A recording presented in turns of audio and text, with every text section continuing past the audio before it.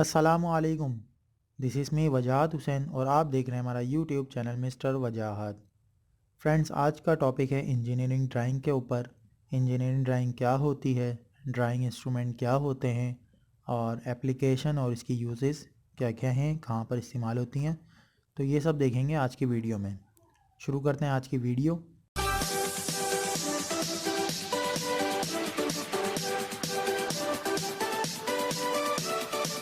तो friend, engineering drawing को कुछ इस तरह हम समझेंगे कि जब हम किसी शख्स से किसी ऑब्जेक्ट के बारे में कम्युनिकेट करते हैं तो हमें कम्युनिकेशन के लिए एक लैंग्वेज की ज़रूरत होती है। ये लैंग्वेज हमारे बीच में मीडियम का रोल अदा करती है और इसी मीडियम के थ्रू हम एक दूसरे की बात को समझ सकते हैं कि वो हमें क्या समझाना चाहता है या वो हमसे क्या चाहता है। इसकी डेफिनेशन कुछ इस तरह होगी: engineering drawing is usually used graphical language to use engineer to express our ideas to one person to another person. अच्छा, यूनिवर्सल के मायने यानी कि यूनिवर्सल इंटरनेशनल तौर पर आप ये लैंग्वेज को यूज़ कर सकते हैं। अगर आपने पाकिस्तान में या इंडिया में बैठ के ये ड्राइंग बनाई है तो इसका मतलब ये नहीं कि ये सिर्फ जो पाकिस्तान में ही जो है ना कहते हैं समझी जाएगी या फिर इंडिया में समझी जाएगी या फिर जो उर्दू जहाँ पे चलती है, उर्दू हिंदी, वहाँ पर ही ये समझी जाएगी। इसका मतलब ये हरगिज़ नहीं है।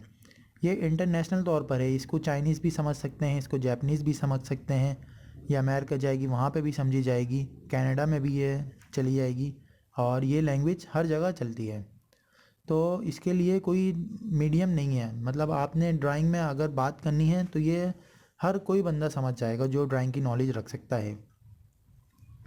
जिस तरह आप गलत अल्फाज बोलते हैं तो सुनने वाले को समझ नहीं आती, इसी तरह प्रॉपर लाइन वर्क और डायमेंशन इसमें दिए बगैर भी आप ड्राइंग को नहीं समझा सकते कि आप क्या कहना चाह रहे हैं। इसके ज़रिए आप अपने ख़यालात, आइडियाज़ और इन्फॉर्मेशन को कम्युनिकेट करते हैं। मिसाल के तौर पर अगर आपको किसी से कुछ काम लेना है तो ये आप वहाँ या तो आप वहाँ ख़ुद मौजूद हों और उससे कहकर अपना काम करवाएं, और इसमें भी गलती के चांसेस बढ़ जाते हैं कि आप अगर वहाँ पर भी मौजूद हों और आप उससे कहें कि भाई 5 mm का ड्रिल करें, तो हो सकता है वो गैप कुछ आगे पीछे कर दें, स्लॉटिंग आगे पीछे हो जाए, तो इसमें भी गड़बड़ हो सकती है। इसलिए हम पहले ड्राइंग को ज़्यादा प्रीफर करते हैं कि पहले ड्राइंग बना ली जाए किसी भी ऑब्जेक्ट के लिए जो आपको आगे काम करना है। जिस प्रोजेक्ट के ऊपर आप पहले उसकी ड्राइंग बना लीजिए। ड्राइंग बनाने से ये होता है कि अगर कोई आपकी फ़र्दर उसके अंदर वेरिफिकेशन चाहिए, कोई गलती हो रही है, तो आप वहीं पर ही उसको सॉर्ट आउट कर लें, ना कि ये कि पहले मटेरियल बर्बाद हो जाए, टाइम इतना ज़ाया हो जाए हमारा। तो उससे बेहतर है कि हम पहले ही ड्राइंग बना लें इसकी और जो है ना क्या कहते हैं उसी में सब कुछ को सॉर्ट आउट कर लें। उसके बाद जब पूरा अप्रूव्ड हो जाए उसके बाद इसको आगे जो है ना वर्क किया जाए इसके ऊपर। इसको क्लासिफिकेशन इस तरह की गई है कि मैकेनिकल के लिए यूज़ होती है ये, जिसमें आप मैन्युफैक्चरिंग पार्ट्स बनाते हैं, एरोस्पेस, ऑटोमोबाइल्स पार्ट इसके ऊपर बनते हैं। और दूसरी इसमें सिविल के ऊपर हो गई, जिसमें आपकी बिल्डिंग कंस्ट्रक्शन वगैरह का काम आ जाता है। तीसरा ये है इलेक्ट्रिकल में यूज़ होती है, जिसमें आप वायरिंग समझाते हैं। और चौथे में है इलेक्ट्रॉनिक्स आ जाते हैं, जिसमें आप कंपोनेंट्स वगैरह इसके ड्राइंग समझा रहे होते हैं कि किस तरह ये यूज़ होती है। इंस्ट्रूमेंट, हर चीज़ के कुछ इंस्ट्रूमेंट होते हैं। अगर आप चाहते हैं कि कोई काम करना चाह रहे हैं तो उसके लिए इंस्ट्रूमेंट तो ज़रूरी होते हैं। तो इसके लिए भी, इंजीनियरिंग ड्राइंग के लिए भी आपको इंस्ट्रूमेंट की ज़रूरत पड़ती है और इंस्ट्रूमेंट के बगैर कोई काम नहीं हो सकता है।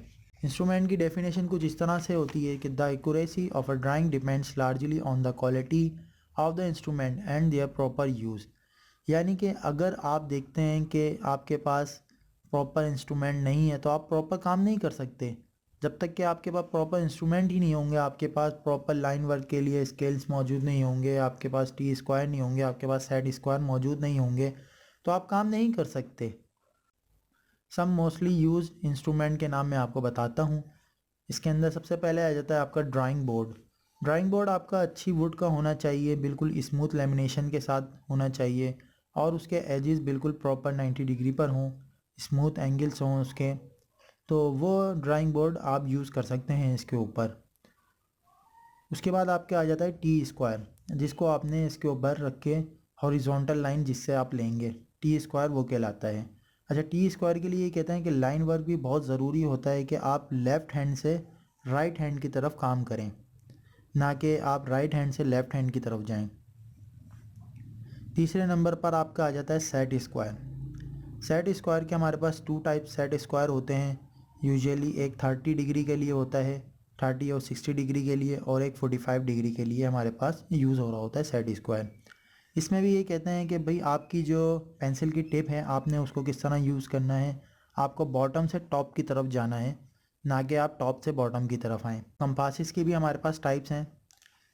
कंपासिस भी हमारे पास अलग डिफरेंट काइंड्स के होते हैं, जिसमें हमारे पास सबसे पहले बो कंपास आ जाता है, उसके बाद ड्रॉप कंपास आ जाता है। तो ये सब कंपासिस की टाइप्स हैं। बेसिकली यूज़ इसका ये है कि आप इसके ऊपर आर्क लगा सकें, कोई सर्किल आपको ड्रॉ करना है वो सर्किल ड्रॉ करें आप। बेसिक काम इसका कंपास का यही होता है। सबसे ज़रूरी पेंसिल, कोई भी आप काम कर रहे हैं तो आपको सबसे ज़रूरी पेंसिल चाहिए कि पेंसिल आपके पास कौन सी होनी चाहिए। तो पेंसिल हमारे पास जो हम ड्राइंग के में यूज़ कर रहे होते हैं अपनी इंजीनियरिंग ड्राइंग के लिए, वो हमारे पास HB 2H और H पेंसिल हम यूज़ कर रहे होते हैं यूजुअली।